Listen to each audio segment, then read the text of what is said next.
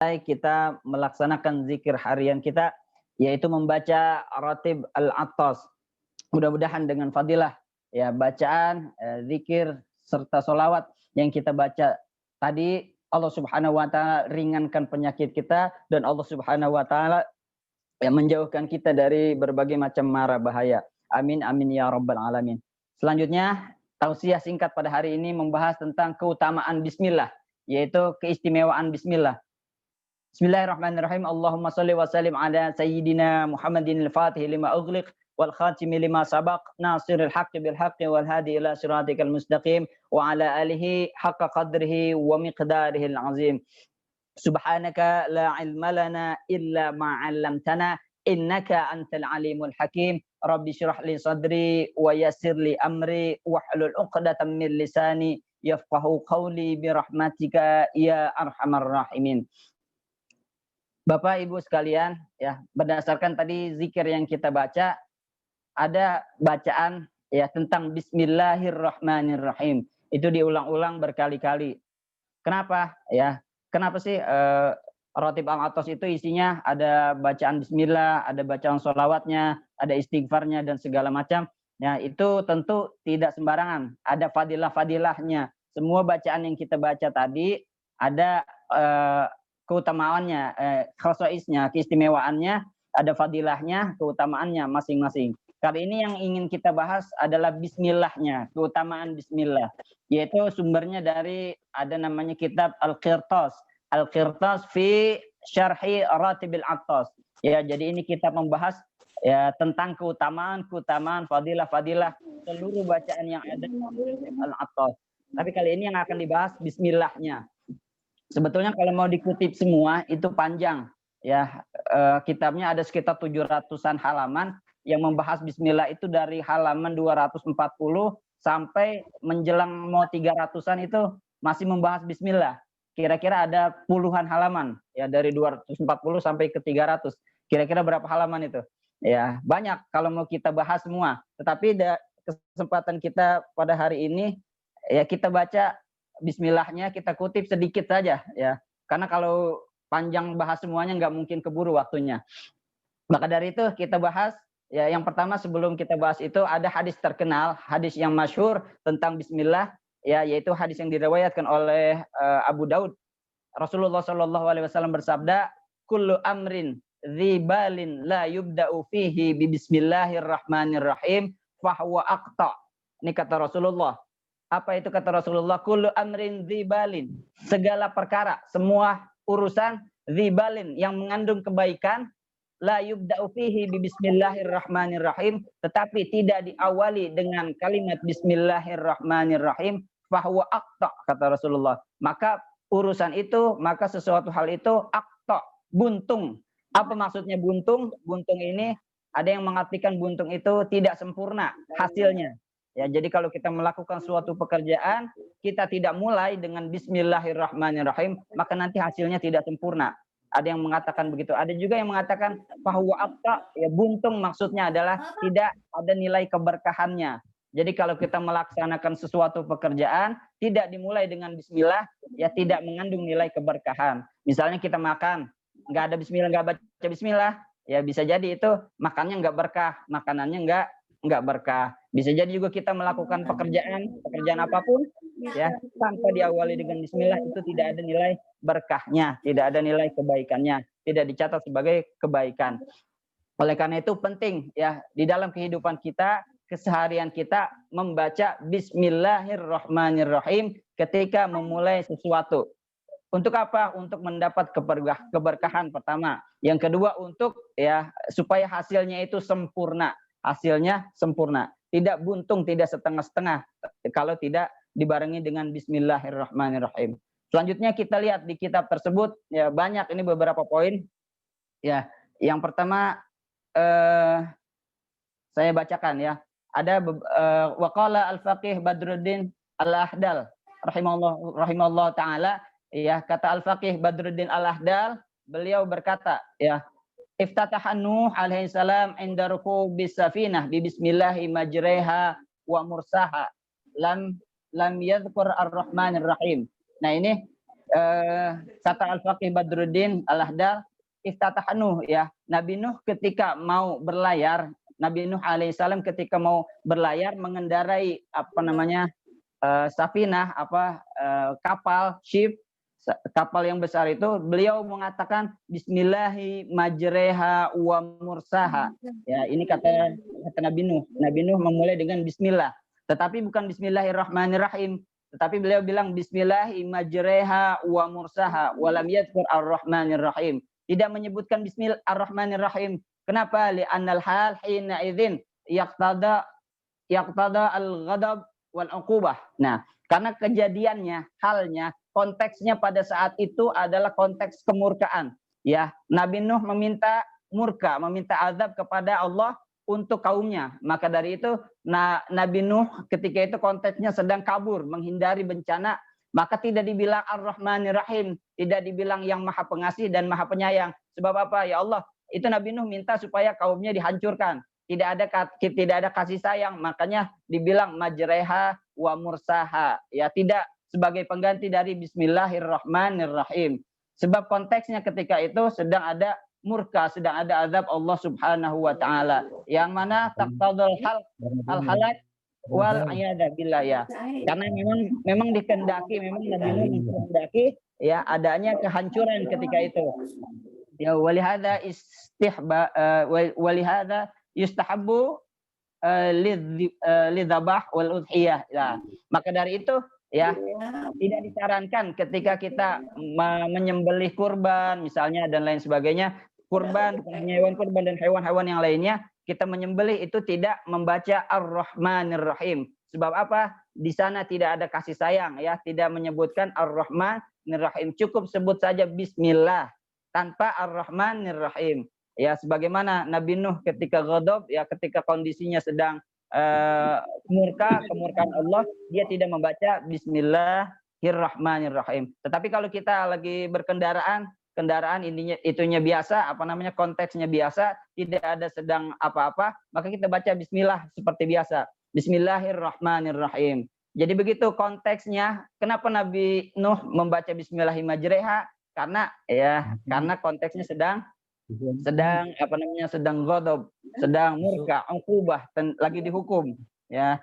Maka dari itu ketika udhiyah pun wa ghairi dzalika an yaqtasira ala bismillahirrahmanirrahim. Ya, begitu pula hal-hal yang lainnya ketika kondisinya sedang marah, maka kondisinya sedang bahaya, sedang dalam hal-hal yang tidak memungkinkan, maka disarankan membaca bismillah. Titik. Bismillah ar-rahmanir-rahim, ya. Itu yang pertama poinnya. Ada juga dikatakan di dalam kitab itu wa Sulaiman alaihissalam, dan Nabi Sulaiman alaihissalam amara an yaktuba, menyuruh, ya, untuk menulis ila Bilqis, kepada Ratu Bilqis ketika itu, fa kutiba bismillahirrahmanirrahim, maka ditulislah bismillahirrahmanirrahim, an la ta'alu alayya wa tuni muslimin, ya, untuk menyerukan kepada Bilqis untuk memeluk agama Islam. Fa'afhamaha, maka Bilqis itu memahami hal tersebut, anha tuslim, dan kemudian sampai akhirnya Ratu Bilqis itu masuk Islam bitisala bismillahirrahmanirrahim, ya, dengan barokahnya bismillahirrahmanirrahim. Ya, ini dikatakan juga di dalam Al-Qur'an, ya, wa innahu min Sulaiman wa innahu bismillahirrahmanirrahim. Ya, Nabi Sulaiman pun membaca bismillahirrahmanirrahim, ya, ketika hendak mengislamkan Ratu Bilqis, ya, mengirimkan surat kepada Ratu Bilqis, hingga akhirnya Ratu Bilqis menjadi muslim, ya, hingga akhirnya Ratu Bilqis tunduk kepada Nabi Sulaiman, dan Ratu Bilqis, ya, menyerahkan dirinya kepada kerajaan Sulaiman, dan beliau menjadi dua kerajaan yang bersatu. Dan hasilnya apa? Wa hasala bi islamiha, ya, dan hasilnya adalah Islamnya Ratu Bilqis, ya, li Sulaiman, kepada Sulaiman. Ada 3 hal yang didapatkan Nabi Sulaiman dengan barokahnya bismillahirrahmanirrahim. Yang pertama adalah arsyuha, yaitu mendapatkan arsnya, ya, tahtanya, kekuasaannya dia dapat. Yang kedua adalah zaujiyatuha, dapat memperistri Ratu Bilqisnya itu. Yang ketiga waziyadatu mulkihi, bisa malah, ya, Yang ketiga adalah mendapat harta kekuasaannya, harta kekayaannya Ratu Bilqis tersebut. Wa kullu dzalika bi barakati bismillahirrahmanirrahim. Dan dikatakan itu semua karena barokahnya bismillahirrahmanirrahim. Artinya apa Bapak Ibu sekalian? Ya, Nabi Sulaiman ketika membaca bismillahirrahmanirrahim, menuliskan bismillahirrahmanirrahim, beliau dapat sekaligus 3, dapat hartanya, tahtanya, dapat wanitanya. Maka dari itu ini juga kita bisa contoh menurut para ulama ya, untuk menaklukkan ketiganya kita banyak-banyak membaca bismillahirrahmanirrahim. Itu yang menurut para ulama di dalam kitab tersebut. Ya, dikatakan juga ya banyak di sini ya. Saya katakan ada juga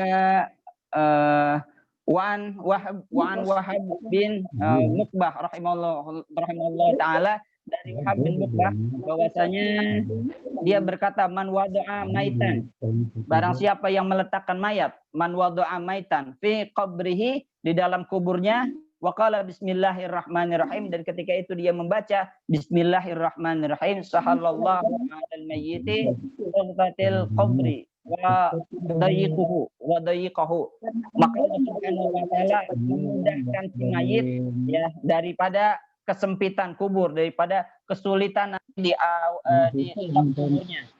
Nah, seperti itu. Wa zallalathu ila yaumi yunfaku fis-sur, dan Allah Subhanahu wa taala melindunginya, menaunginya nanti di dalam kubur sampai nanti ila yaumi yunfaku fis-sur, sampai nanti dibangkitkan kembali ke alam pada hari kebangkitannya nanti. Masya Allah, ini merupakan ya fadilah, karomah, barokahnya bismillahirrahmanirrahim. Ketika seseorang yang meletakkan mayat, dibacakan bismillahirrahmanirrahim, maka mayat itu akan dilindungi ya, dinaungi sampai yaumil yunfak, sampai hari kebangkitan nanti. Nah, kemudian apalagi banyak ya kalau mau dibacakan. Wa fi ba'dal akhbar idza kana yaumil qiyamah. Nah, sebagian hadis ya menyebutkan bahwasanya nanti pada hari kiamat apa? Wazinatil a'mal ya, kemudian nanti pada hari kiamat ya, ketika umat-umat lain ditimbang amal kebaikannya ya, fawazinat ketika umat Nabi Muhammad ini ditimbang amal kebaikannya apa? Rakaatan wahidatan min salatihim, satu rakaat itu ditimbang amal kebaikannya alfur rakaatin min salati Bani Israel, maka satu rakaatnya Nabi Muhammad umatnya Nabi Muhammad sallallahu alaihi wasallam itu sepadan dengan timbangannya 1000 rakaatnya dari Bani Israel. Nah, jadi kaumnya Nabi Isa itu juga sholat, dikatakan sholat, Bani Israel juga sholat ketika itu, tetapi timbangannya satu rakaat kita lebih berat ya, sama timbangannya dengan 1000 rakaatnya Bani Israel. Kenapa begitu? Fayaquluna, maka orang-orang Bani Israel berkata, ya Rabbana, wahai Tuhan kami, ma balam umat Muhammadin, apa sih kebaikannya umatnya Nabi Muhammad, rakaatan wahidatan minhum tazuna alfa rakaatin bina.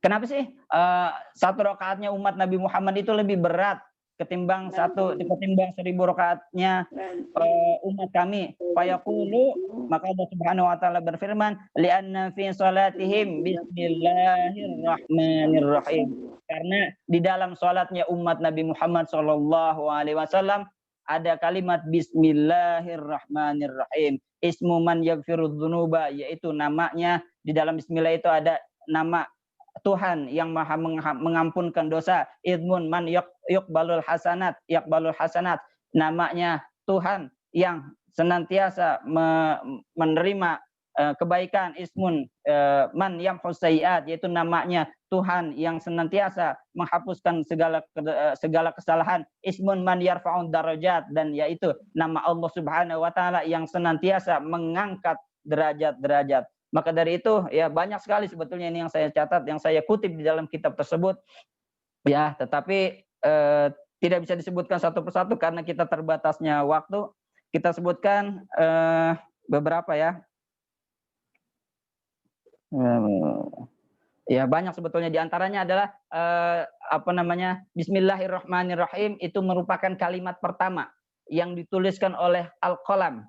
Al-Qalam itu adalah juru catatnya Allah Subhanahu wa taala, yaitu makhluk yang diciptakan memang untuk menuliskan takdir. Sejak pertama diciptakan sampai terakhir itu dituliskan tugasnya hanya menulis tentang takdir manusia.